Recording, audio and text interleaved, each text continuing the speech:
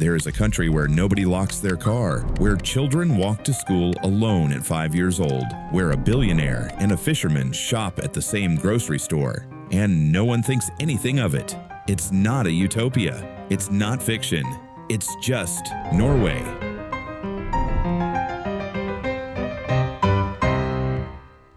Most countries run on competition. Get ahead, buy more, show more, be more. It's the operating system underneath almost every modern society, the hunger that keeps the engine running. Norway looked at that system, studied it, and quietly turned it off. What replaced it is something so subtle, so deeply woven into daily life, that most Norwegians can't even explain it when you ask. They just call it normal. But spend 1 week in Oslo, walk the streets, watch the people, and you will feel it. Something almost impossible to name, a kind of stillness that doesn't feel like emptiness, a kind of equality that doesn't feel forced, a society that somehow figured out how to be enough. Here's what's actually happening beneath the surface. In 2021, a researcher left a wallet on the streets of cities around the world. Cash inside, no name, no ID. In most countries, the wallet vanished within minutes.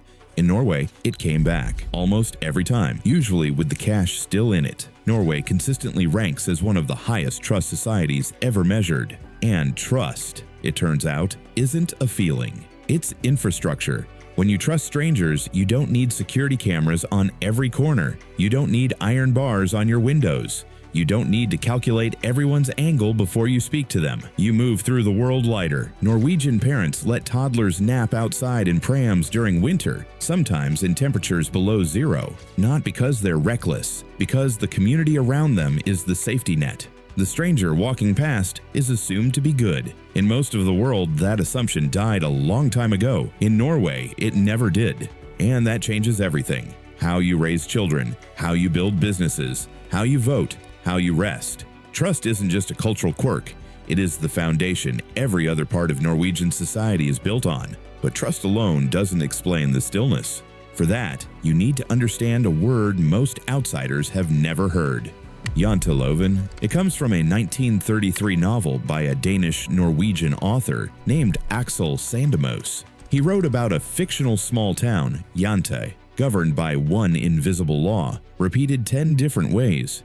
You are not to think you are anything special. That's it. That's the whole law. Don't brag. Don't show off. Don't position yourself above others. Success is fine. Wealth is fine. But performing that success, wearing it, weaponizing it, using it to separate yourself from the group, that is the quiet social crime in Norway. Watch a Norwegian millionaire at a dinner party. They won't mention their money. They won't drive a flashy car. They will, in all likelihood, be wearing the same brand of hiking jacket as everyone else in the room. In America, you signal wealth to gain status. In Norway, you hide wealth to maintain belonging. Same money, completely opposite psychology. And here's what's fascinating. Janteloven isn't a law. No one enforces it. There's no punishment. It is simply the air, the invisible agreement that holds the social fabric together without anyone having to say a word. There is something else.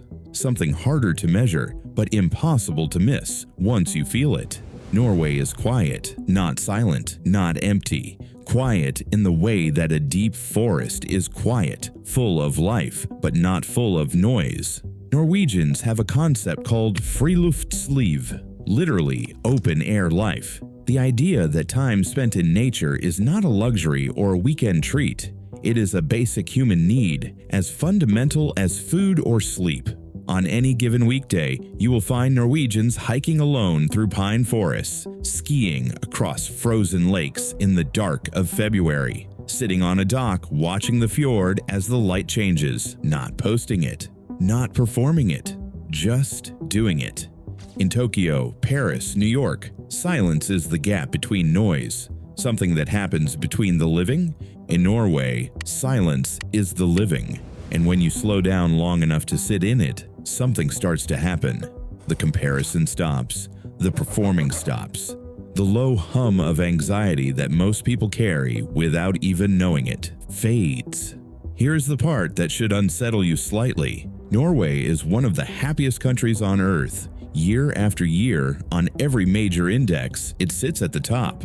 But it is not a country of extraordinary ambition. It produces very few global mega brands, very few Nobel-winning scientific breakthroughs per capita compared to what its wealth might suggest, very few rags to riches stories that the world retells. The flame burns. It just burns, evenly. And that raises a question that no happiness index can answer. What if the things that make us happy and the things that make us great are not the same things? Competition creates suffering. That's documented, measurable, real. The anxiety of comparison, the shame of falling behind, the loneliness of a society where everyone is performing for everyone else. But competition also created Mozart, Michelangelo, the space shuttle, the kind of desperate, irrational human striving that produces things no contented person would ever bother to make. Norway removed the suffering and got the happiness, but something else left with it. Not something bad necessarily, just something. A certain fire, a certain restless hunger, the specific kind of greatness that only seems to emerge from people who have something to prove. Norwegians largely have nothing to prove, and they seem perfectly fine with that. So here's where we land. Norway is not a perfect society. It has its own shadows, isolation, conformity, a quiet pressure to not stand out that can suffocate the person who was born to. But it cracked something that most of the world is still bleeding to find. It answered the question, how much is enough? And built an entire civilization around the answer. The question it leaves behind, the one I can't stop thinking about, is this. Does removing competition create happiness?